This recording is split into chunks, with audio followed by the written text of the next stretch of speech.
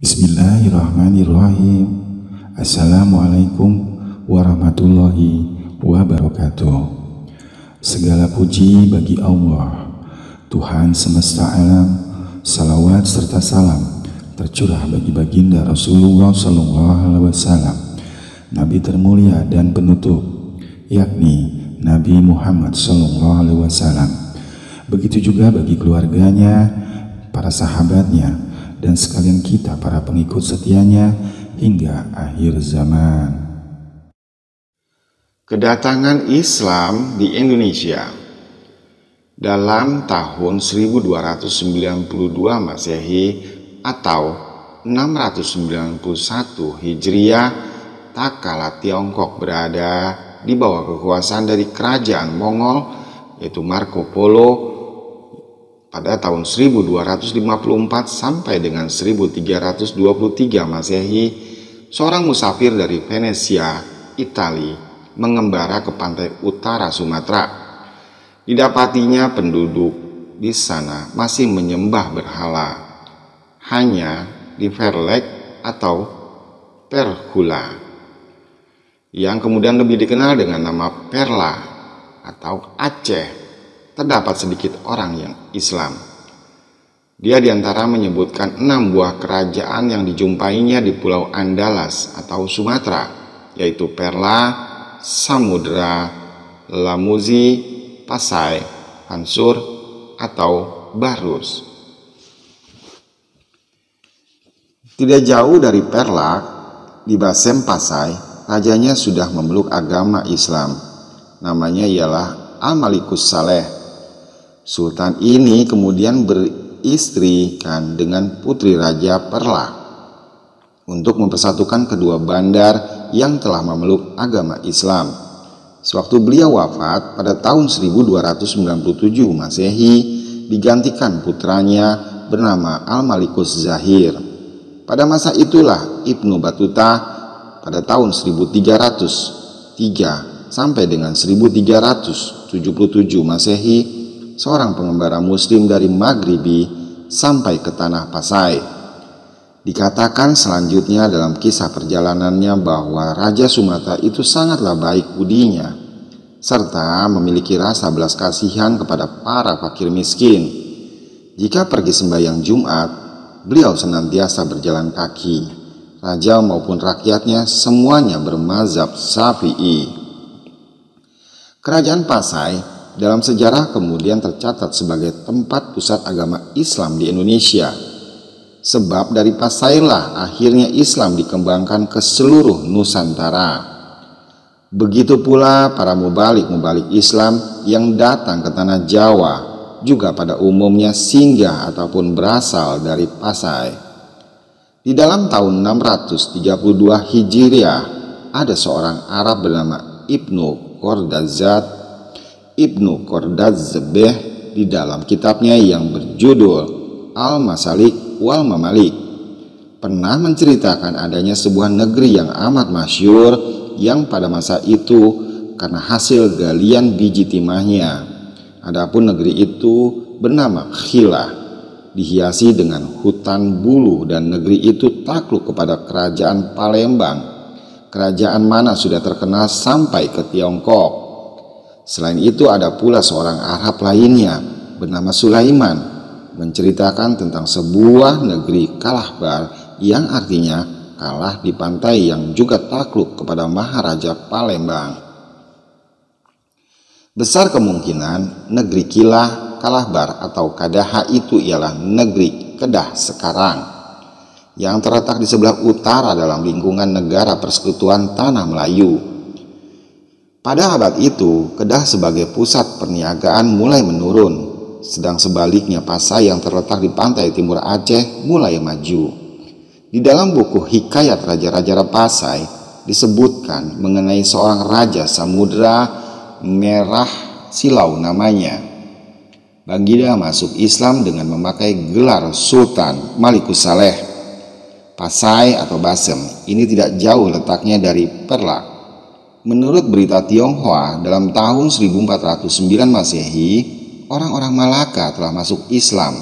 Adapun rajanya yang mula-mula masuk Islam bernama Sultan Muhammad Syah yang naik tahta dalam tahun 1402 dan wafat pada tahun 1414 Masehi.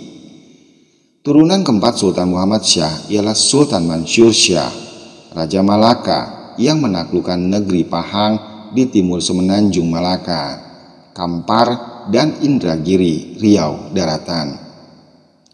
Dengan mengislamkan penduduknya, dalam tahun 1524 seorang raja Aceh bernama Sultan Ibrahim dapat mengalahkan negeri Pidir dan Pasai.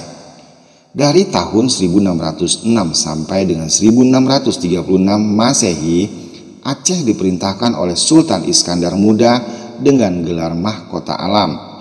Sultan ini pernah menaklukkan Indrapura, Delhi, Siak, Johor, Kedah, dan Perak.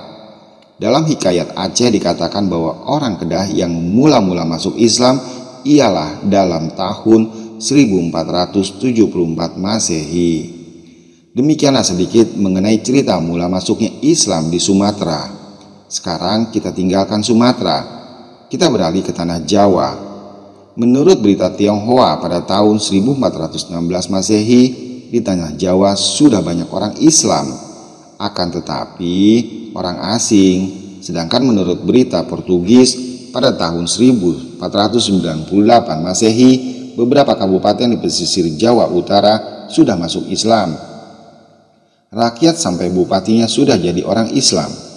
Jadi besar kemungkinan bahwa pada tahun 1416 Masehi agama Islam telah masuk ke tanah Jawa. Hal ini mengingat bahwa salah seorang mubalik Islam yang telah berjasa menyiarkan agama Islam di Jawa wafat pada tanggal 12 Rabiul Awal 822 Hijriah bertepatan dengan tanggal 8 April 1419 Masehi serta dimakamkan di kota Gresik. Mubalik Islam yang kita maksudkan di sini adalah Maulana Malik Ibrahim. Akan tetapi rupanya sebelum Maulana Malik Ibrahim datang ke tanah Jawa, sudah banyak pula pedagang-pedagang Islam yang berdagang sambil mengembangkan agama Islam ke arah Pulau Jawa tersebut. Hal ini terbukti dengan diketemukannya sebuah makam dari salah seorang wanita Islam yang bernama Fatimah binti Maimun bin Hibatala yang wafat pada tahun 475 Hijriah atau bertepatan dengan tahun 1082 Masehi serta dimakamkan juga di Gresik. Sebagaimana pernah ada sarjana yang mengatakan bahwa batu nisan dari Malik Ibrahim di Gresik itu diduga berasal dari Gujarat karena katanya batu nisan tersebut adalah serupa dengan tembok kuil Hindu di Gujarat. Sebelum kita lanjutkan videonya, bagi sahabat yang masih bergabung dan belum subscribe, silahkan subscribe dulu ya. Dan jangan lupa di like. Ada berbagai pendapat tentang masuknya Islam di Indonesia. Beberapa hal di bawah ini kita ketemukan beberapa pendapat dari para sarjana mengenai masuknya agama Islam ke Indonesia. Ada yang mengatakan bahwa Islam masuk ke Indonesia tidak langsung dari tanah Arab, melainkan melalui Persia dan Gujarat. Tetapi di samping itu ada pula pendapat yang mengatakan bahwa agama Islam yang sampai ke Indonesia adalah langsung dari Arab, yaitu Mesir dan Mekah. Menurut Profesor Dr. Hussein Jayadiningrat, buktinya kalau agama Islam yang masuk ke Indonesia itu dari Iran atau Persia ialah ejaan-ejaan dalam tulisan Arab.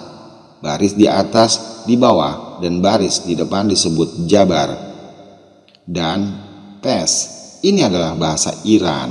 Sedang kalau menurut bahasa Arab ejaan ialah Fatah, Kasroh, dan Doma. Begitu pula huruf Sin yang tidak bergigi. Sedang huruf Sin dari bahasa Arab adalah bergigi. Ini salah satu bukti yang terang. Seperti diketahui, bulan Muharram itu adalah bulan wafatnya Husain di Karbala. Pada perayaan itu diadakan upacara mengarak peti mati yang disebut tabut. Dan bulan Muharram disebut juga bulan tabut. Perayaan mengarak peti mati itu ada di Minangkabau dan Aceh. Di Minangkabau, bulan Muharram disebut juga bulan tabut dari bahasa Persia tabut, yang artinya peti mati.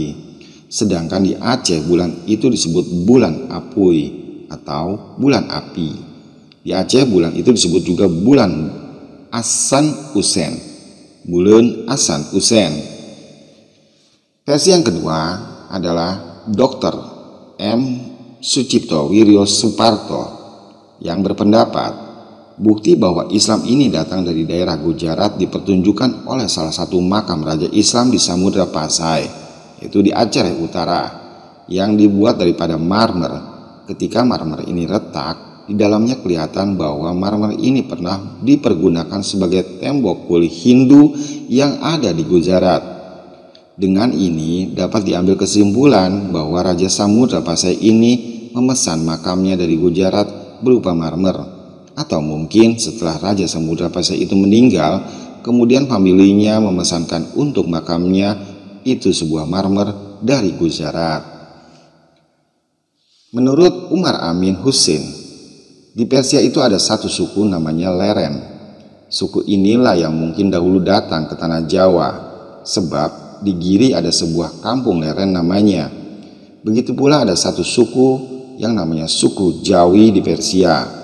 Suku inilah yang mengajarkan huruf Arab yang terkenal di Jawa dengan huruf Pegon. Berbeda dengan para sarjana yang lain, dalam hal ini Haji Abdul Malik Karim Amrullah berpendapat bahwa agama Islam yang masuk ke Indonesia bukanlah dari Persia dan Gujarat, melainkan dari Mesir dan Mekah. Adapun alasan-alasan Hamka adalah yang pertama, Ibnu Battuta dalam buku perjalanannya telah menyaksikan bahwa Raja Samudra Pasai yang terkenal dengan Jawa di tanah Arab itu bermazhab Syafi'i. Mazhab Syafi'i yang terbesar dari zaman itu ialah di Mesir, dan raja itu selalu mengikuti musyawarah ulama-ulama Syafi'i yang ada dalam kerajaannya. Yang kedua, gelar yang dipakai oleh raja-raja Samudra Pasai ialah gelar raja-raja Mesir belaka, ialah Al-Malik. Semua gelar ini dipakai oleh raja-raja Pasai. Tiruan gelar demikian ini tidak didapat baik di Iran maupun di India. Gelar Syah baru dipakai raja-raja Malaka pada permulaan abad ke-15. Artinya, pengaruh India Persia datang kemudian dari pengaruh Arab, yaitu Mesir dan Mekah. Yang ketiga, Ibnu Battuta menerangkan juga bahwa mazhab yang menduduki tingkat pertama di negeri Mekah ialah mazhab Syafi'i juga. Yang keempat, tidak dipungkiri bahwa orang Indonesia sudah ada berlayar ketika itu menuju pantai Coromandel atau orang Coromandel melewati ke Aceh atau Indonesia. Tetapi dalam hal agama orang Indonesia langsung mengambilnya dari Mekah dan Mesir. Karena kalau pengaruh Indialah yang besar, niscaya mazhab Hanafiyah yang kelihatan lebih berpengaruh di sini. Padahal sampai sekarang tidak ada pengaruh mazhab Syiah yang mengalir dari India dan Iran, meskipun ada tetapi jumlahnya sangat sedikit. Sebelum Ibnu Battuta melawat ke kerajaan Samudra Pasai, sudah ada seorang ulama Indonesia yang besar yang mengajarkan ilmu tasawuf di Aden, Arab, yaitu namanya Syekh Abu Mas'ud Abdullah bin Mas'ud Al-Jawi.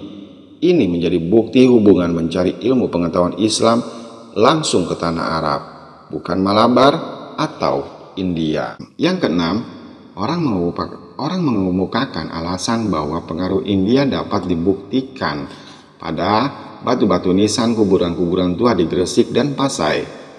Jika orang Islam di Indonesia membeli batu nisan di Gujarat karena bagus bikinannya, bukanlah berarti karena mereka mempelajari Islam dari sana. Yang ketujuh, orang mengemukakan bahwa mistik tasawuf India dan Persia sangat besar pengaruhnya di Indonesia. Oleh karena itu, Islam di sini lain daripada yang di tanah Arab.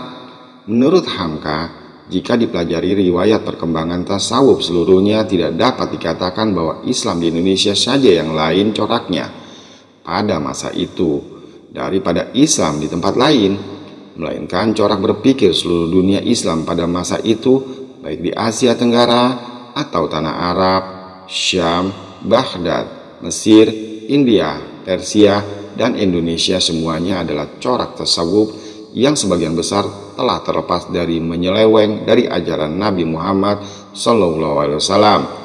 Oleh sebab itu, tidak tepat jika dikatakan Islam di Indonesia jadi lain dari tempat aslinya, karena pengaruh dari India dan Persia. Demikianlah beberapa pendapat mengenai masuknya Islam ke Indonesia serta pengaruh-pengaruh dari kebudayaan luar yang mempengaruhi kehidupan dan kebudayaan kita sebagai akibat daripada perkembangan dari kehidupan agama Islam yang kita rasakan hingga saat ini. Wallahu a'lam bishawab. Terima kasih telah menonton video ini. Kami doakan semoga sahabat semua senantiasa dalam lindungan Allah Subhanahu wa Ta'ala, senantiasa dalam kondisi sehat walafiat, dan jika saat ini ada yang sedang sakit, semoga Allah segera angkat penyakitnya, dipanjangkan umurnya, dan semoga senantiasa dimudahkan rezekinya. Amin, amin, amin ya robbal alamin. Silahkan like jika Anda suka, dan jangan lupa subscribe channel ini agar kita berjumpa kembali di video berikutnya. Assalamualaikum warahmatullahi wabarakatuh.